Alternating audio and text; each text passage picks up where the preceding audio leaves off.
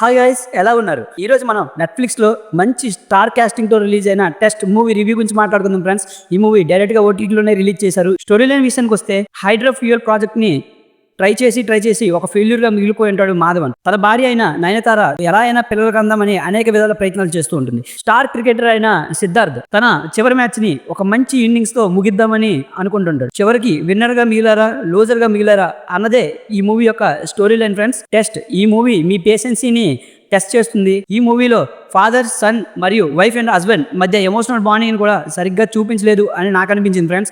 Positive సీజన్కి వస్తే second half లో మాధవన్ గారికి ఇచ్చే విలన్ రోల్ అయితే మాత్రం చాలా బాగా యాక్ట్ చేశారు. సిద్ధార్థ్, మీరా జాస్మిన్, నయనతార వీళ్ళు క్యారెక్టర్లు కూడా బాగానే యాక్ట్ చేశారు.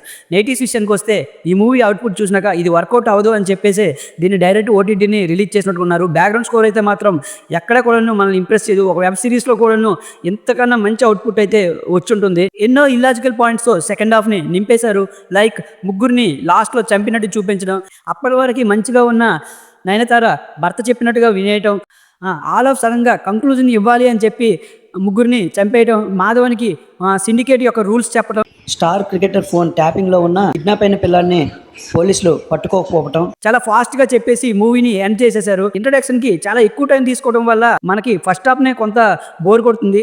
సెకండ్ హాఫ్ అయితే మాత్రం ఏదో మాధవన్ గారి యాక్టింగ్ కోసం చూడడమే తప్ప ఎటువంటి ట్విస్టులు లేకుండా మూవీ అనేది ఎండ్ అవుతుంది. ఓవరాల్ గా ఈ టెస్ట్ మీ యొక్క పేషెన్సీని టెస్ట్ చేస్తుంది.